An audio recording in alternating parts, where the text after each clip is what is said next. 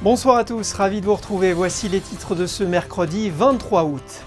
Vers un été record pour la gare de Monaco, les touristes ont massivement choisi le train pour venir en principauté. On fera le point sur les bons et les mauvais côtés avec le directeur général de SNCF Hub et Connexion. Comment les espèces du jardin animalier vivent-elles cette période de forte chaleur? Comment se portent les nouveau-nés qui font le bonheur des visiteurs? Reportage dans ce journal. Intégration réussie pour Wilfried Singo, le défenseur ivoirien en provenance de Torino se sent bien à Monaco. Il nous livrera ses impressions sur cet excellent début de saison. La saison de basket, elle n'a pas encore commencé, mais elle est déjà dans toutes les têtes. La Roca Team se prépare à Bormio sous le regard de nos envoyés spéciaux. Du monde, beaucoup de monde cet été à la gare de Monaco. On fait le point avec le directeur général de SNCF Hub et Connexion. Bonsoir Fabrice Morénon. Bonsoir. Quels sont les chiffres de l'été? Est-ce que des records pourraient être battus en termes de fréquentation? Alors écoutez, pour l'instant on n'a pas encore les chiffres définitifs parce que l'été n'est pas complètement terminé. Simplement, je peux déjà vous dire qu'on est en train de battre des records de fréquentation. En tout cas, on les observe tous les jours en gare. Les trains sont bien remplis, que ça soit le matin, dans la journée ou même le soir. Et on est absolument ravis parce qu'après cette période du Covid où on avait vu un creux de fréquentation, on sent que la vie revient en gare, la vie revient à Monaco et on ne peut que s'en réjouir. Vous avez des chiffres précis à nous donner par jour? C'est combien de voyageurs? Alors les chiffres, oui, toute l'année. Alors la gare de Monaco, déjà je voulais quand même vous le dire, c'est la 3e gare de la région sud, avec en moyenne quasiment 20 000 voyageurs par jour, ce qui est considérable. Et je pense qu'on aura au cours de l'été franchi allègrement certains pics, notamment avec les grands événements qu'il y a eu, avec les feux d'artifice qu'on a pu voir. Tous les vendredis, vous savez, quand il y a le marché à Vintimille, vous avez beaucoup de gens qui passent par Monaco. Et donc on a vraiment très largement dépassé ces moyennes de 20 000 voyageurs par jour et on en est ravis. Quel type de trajets sont-ils effectués? Quelle est la tendance qui se dessine pour cet été? Alors les trajets, effectivement, on a deux principales origines. C'est avant tout de Nice, bien évidemment, mais aussi beaucoup de voyageurs qui viennent de Vintimille. Et c'est vrai qu'il, moi, prend quasiment toutes les semaines le TER entre Nice et Monaco ou Vintimille et Monaco. Je vois très bien que la gare, quand on fait ce trajet-là, où la plupart des gens descendent, c'est la gare de Monaco. Et on voit l'attractivité de Monaco incroyable. Quand on voit, par exemple, qu'il y a une exposition sur Monet actuellement au Grimaldi Forum ou l'exposition au musée océanographique, on voit bien tout l'attrait des touristes qui viennent spécifiquement à Monaco pour voir ces événements culturels de l'été. Alors Villefranche, Beaulieu, Èze, Cap-d'Aille, Monaco, Menton, certains touristes font plusieurs arrêts dans la journée. C'est un bon moyen aussi de découvrir la Riviera. Ah bien sûr, c'est pas un bon moyen, c'est le meilleur moyen parce qu'en plus c'est ce qu'on appelle la scenic view, c'est vraiment la vue panoramique que vous pouvez avoir et quand vous prenez cette ligne, vous avez une vue absolument incroyable. C'est bien évidemment le mode de transport le plus écologique, ça vous évite les embouteillages qui sont absolument horribles, notamment pendant la période d'été et vous pouvez comme ça profiter de manière fort sympathique du paysage à un coût fort raisonnable bien évidemment et surtout très écologique. Alors ça c'est le côté carte postale, la réalité elle est plus nuancée avec des trains bondés et des retards. Écoutez ces usagers interrogés par Yannick de Bever et Hugo Comassa. C'est blindé tout le temps, à toutes les heures pratiquement. Pendant l'été c'est très rempli et je pense que prendre le train entre 7h et 8h c'est possible et sinon il faut mettre des coups de sac pour rentrer donc c'est pas évident. Le week-end il devrait mettre un petit peu plus de trains le matin parce que du coup on en enlève dû au week-end et du coup on se retrouve bondé et des fois on peut même pas prendre le train parce qu'il y a trop de monde. Du coup il faudrait juste faire attention à ça. On a une très belle vue tous les matins, franchement de temps en temps. J'avoue, je reste sur mon téléphone, mais de temps en temps, je lève quand même la tête et je suis content de pouvoir admirer le paysage. Entre Nice et Monaco, j'aime bien la prendre. Je la prends pas souvent, mais c'est agréable de voir le paysage, la mer. Et s'arrêter à certaines gares, vraiment, on a le temps de voir le paysage et je trouve ça c'est vraiment agréable. Il vaut mieux prendre le train que la voiture. Il y a moins de bouchons. Fabrice Morénon, que répondez-vous aux usagers et pourquoi ne pas rajouter des wagons à certaines heures comme certains le suggèrent ? Alors tout d'abord, je veux vous dire que je suis moi-même un usager quotidien de cette ligne, et notamment cet été. Alors, première réponse, on a rajouté pendant la période estivale 4 trains par jour par rapport à ce qui se faisait habituellement. Je ne vais pas nier la réalité, bien évidemment les trains sont chargés et c'est vraiment le résultat du succès de l'utilisation du train sur la région. En revanche, bien évidemment, j'ai moi-même pu observer un certain nombre, on va dire, d'incidents. Il y a eu des incendies, notamment à Cagnes-sur-Mer cet été, qui génèrent ensuite des dysfonctionnements. Mais vous savez, ces dysfonctionnements, il faut être juste avec le train. Quand vous prenez la voiture pour venir à Monaco ou pour aller en Italie, vous allez observer les mêmes embouteillages. J'ai moi-même, je suis resté quasiment 2 heures coincé une fois pour vouloir aller à Vintimille en raison d'embouteillages. Donc bien évidemment, on peut toujours s'améliorer, mais il faut être juste avec le train. Les autres modes de transport, en période de forte affluence, subissent aussi des dysfonctionnements. Je trouve que globalement, le train a bien fonctionné, mais on entend bien évidemment les usagers et toutes les équipes de SNCF font tout pour améliorer le service et la qualité du service au quotidien. Alors la rentrée approche, de plus en plus de pendulaires vont réemprunter vos lignes au quotidien pour aller travailler à Monaco.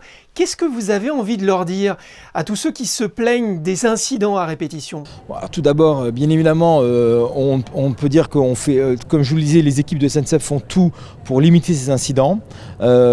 Parfois, les incidents sont bien évidemment indépendants de notre volonté. Vous savez, vous connaissez la géographie entre Nice et Monaco. C'est très accidenté et vous avez ce qu'on appelle des filets de sécurité qui se déclenchent dès lors qu'il y a une pierre ou quelque chose qui tombe. Et donc c'est vrai qu'on a observé plusieurs fois, puisqu'on parle de l'été, des interruptions de circulation en raison du déclenchement de ces filets de sécurité. Bien évidemment, je vous le dis, les équipes font tout pour les limiter et voilà. Mais bien évidemment, je comprends que quand on a des retards ou des trains supprimés ou annulés, je comprends tout à fait que les usagers ne soient pas satisfaits. Merci Fabrice Morénon d'avoir été notre invité. Merci à vous. Et avant de reprendre le train, de nombreux touristes font une halte au jardin animalier Régnier 3 qui compte près de 250 animaux. Un été marqué par la chaleur et de nombreuses naissances. Christine Datomel, vous êtes sur place, un jardin qui se prépare aussi à fêter un anniversaire très symbolique. Cela fera 70 ans l'année prochaine que le jardin animalier a ouvert ses portes. Il est l'antre des petits mais aussi des grands et vous allez le voir, chaque année, de nombreux petits arrivants viennent agrandir les familles des pensionnaires. Alors à peu près 40-50 naissances, sans compter cochons d'Inde, lapins, poules. On a eu des ibis rouges, on a eu des canards, des dendrocygnes, des agoutis, des petits rongeurs d'Amérique du Sud, des chauves-souris et quelques reptiles, tortues et serpents. Poules, canards et paons sont en liberté dans le parc. Donc si des gens de Monaco croisent des paons dans les jardins de Fontvieille, ne vous inquiétez pas, c'est normal, ils reviennent. Mais oui, toujours en liberté dans le parc et les gens apprécient beaucoup. Il y a eu des naissances également, des paons ? Il y a eu 3 petits paons qui sont nés cette année, qui ont 1 mois et demi maintenant et qui se baladent dans le parc et qui vont partir le mois prochain dans une ferme pédagogique près de Lucéram. Une bonne année, pas de soucis majeurs, de la chaleur, ça comme tout le monde. Ça a été surtout difficile à gérer pour nous et pour les visiteurs, mais les animaux, ils sont habitués, on fait tout pour qu'ils aient aucun souci avec la chaleur, ils ont accès à leur bâtiment en continu, donc ils peuvent se mettre au frais ou au soleil selon leurs besoins, donc pas de souci particulier. Alors quel est le chouchou du jardin animalier ? Alors le chouchou, ça dépend pour qui. Pour les visiteurs, je dirais Pollux évidemment, l'hippopotame. Après pour nous, on n'a pas vraiment de chouchou, on aime tous nos pensionnaires, plus ou moins, que ce soit la mygale, l'hippopotame, plus ou moins tous pareils bien sûr, avec des relations privilégiées avec certains. Mais sinon, on les aime tous pareil. Vous l'aurez donc compris, pas de favoritisme au jardin animalier. Et si Pollux séduit les visiteurs depuis son bassin, Bacon, Maillot et Bernaise, les 3 cochons ne sont pas en reste non plus. Tout comme Cookie, le cacatoès, qui amuse les enfants avec ses facéties. Tout ce petit monde vous attend donc au jardin animalier tous les jours de 9h à midi et de 14h à 19h. Et cette année, une nouveauté, votre parcours sera jalonné par des photographies inédites du prince Régnier III avec les animaux, car rappelons-le, le prince Régnier était à l'origine de la création du site en 1954. Les sports avec d'abord du basket. La Rocca Team poursuit sa préparation à Bormio en Italie. Exercice physique, entraînement, récupération et moments de convivialité. Frédéric Elion, la formule est bien rodée. On ne change pas une formule qui fonctionne, Sébastien. Comme chaque année, la Rocca Team entame sa saison par un camp d'entraînement ici à Bormio, dans les Alpes italiennes, à 1200 mètres d'altitude. Et pour une fois, dans la chaleur, les Monégasques sont arrivés samedi et resteront ici jusqu'au 28 août avant de s'envoler pour la Turquie pour disputer la Gloria Cup à Antalya avec 6 matchs amicaux au programme. Après une saison historique l'an passé, Monaco a joué la carte de la continuité. 10 joueurs ont été conservés pour tenter de réaliser de nouveau une grande saison. Winning the championship, being, also third in Europe, gives us, a lot of, let's say, even, positive pressure. We have, additional players, who we have to integrate in the team. We should not have, less goals than we had the previous year. We have to work, double much harder to achieve them. 13 joueurs sont présents à Bormio sur ce camp d'entraînement et pour pallier l'absence des internationaux, 4 sparring, des partenaires d'entraînement sont présents. Sekou Doumbouya, Rudy de Maïs-Balou, Giovan Onyangue et Nemanja Gordic. Parmi les nouvelles têtes, les recrues, Kemba Walker, Peter Corneli et Mam Jaité qui découvrent Bormio. J'ai été le premier à découvrir cette rivière gelée. Donc, comme je l'ai dit un petit peu plus tôt, content d'y être allé avant de réfléchir. Parce que je pense que je n'y serais pas allé sinon autrement. Mais très content d'être là, de rejoindre le groupe. On sent que c'est un groupe qui a un vécu, qui a déjà une certaine base, une ossature. Donc à nous, nouveaux arrivants, de réussir à se rajouter à ça et à rajouter un plus à cet effectif. Et si Yacouba Ouattara, Eli Okobo et Terry Tarpé sont présents avec l'équipe de France pour disputer le mondial qui démarre dans 2 jours, Mathieu Strazel a eu lui un été écourté puisqu'il a participé à la préparation des Bleus avant de rejoindre la Rocca Team à Bormio. Comme je l'ai dit, je pense que ça faisait partie de ma progression, de montrer un peu au niveau international. Donc il y a les JO qui arrivent, donc je pense que c'est bien pour moi d'avoir montré un peu ma tête. D'avoir montré un peu au staff de l'équipe de France. Mais j'arrive pas ici forcément plus fatigué que si j'avais eu plus de vacances, je me sens bien. Bormio, c'est un peu le camp où on n'a pas envie d'aller, mais une fois qu'on est tous réunis ici, on passe des bons moments. L'entente entre les gars, elle est toujours superbe, ça fait 2 ans qu'on s'entend super bien et ça c'est plutôt positif pour la suite.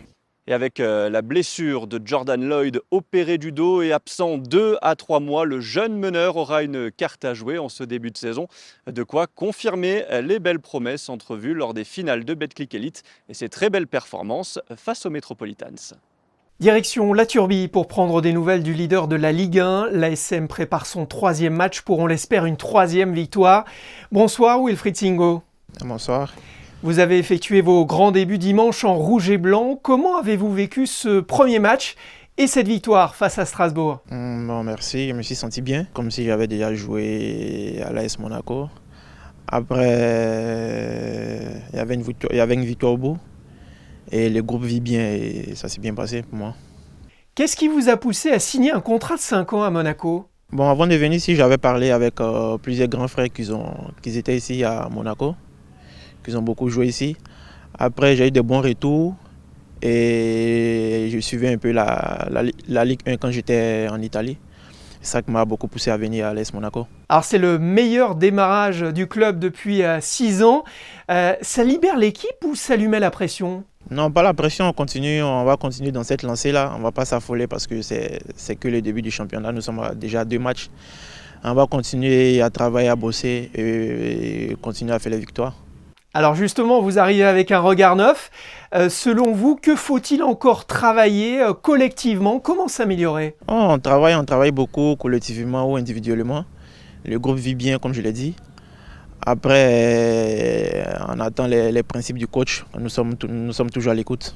Alors après Clermont et Strasbourg, Monaco se déplacera vendredi à Nantes. Des Canaries qui sont sous pression après 2 défaites en 2 matchs. Comment est-ce que vous abordez cette rencontre et cette équipe? On le sait déjà que ça serait un match difficile parce que comme vous l'avez dit, ils ont fait 2 défaites, donc ça sera un match très difficile. Il y aura de l'engagement, tout ça. Après, c'est à nous de faire notre jeu, c'est à nous de rendre le match facile. Et après, on verra à la fin comment le match se déroulera. Alors ce mardi, l'entraînement était ouvert au public. Qu'avez-vous ressenti au contact des supporters ? Ouais, c'était bien. Les supporters sont accueillants et nous avons fait un bon entraînement avec le public, tout ça. Donc c'était bien. Quelle était l'ambiance ? C'était une bonne ambiance avec le groupe, avec le public. Et j'ai beaucoup remarqué qu'ils sont beaucoup proches des joueurs. Et je pense que cette saison, c'est ça qui fera la différence. Merci Wilfried Singo d'avoir été notre invité. Et on vous souhaite bien évidemment le meilleur avec l'AS Monaco. Merci à vous. Si vous n'avez pas assisté aux 2 premières séances au Grimaldi Forum, nouvelle occasion de voir le film Régnier 3 par lui-même, un film réalisé par Yann-Anthony Nogues avec la voix de Fanny Ardant. C'est jeudi au cinéma d'été et c'est à 21h30. On part maintenant au Larvoto, un quartier en pleine effervescence, en journée comme en soirée. Monégasques et touristes s'y retrouvent les pieds dans l'eau. Tout est fait pour assurer votre confort et votre sécurité, comme l'ont constaté Vanessa Dessy et Alban Gingembre. Le Larvoto se réveille doucement et se prépare à une nouvelle journée estivale. Les glaciers, les magasins, les bars s'installent peu à peu afin d'accueillir au mieux la clientèle. Mais l'activité principale se concentre surtout sur les plages. La mise en place est très précise avant le grand rush. Le matin, nous arrivons à peu près à 8h30. Ça dépend de si nous avons retiré les transats pour la mer, alors il doit venir un petit peu avant. Et il fait la plage, il nettoyait, il met les matelas, et il fait la plage, le planning des clients.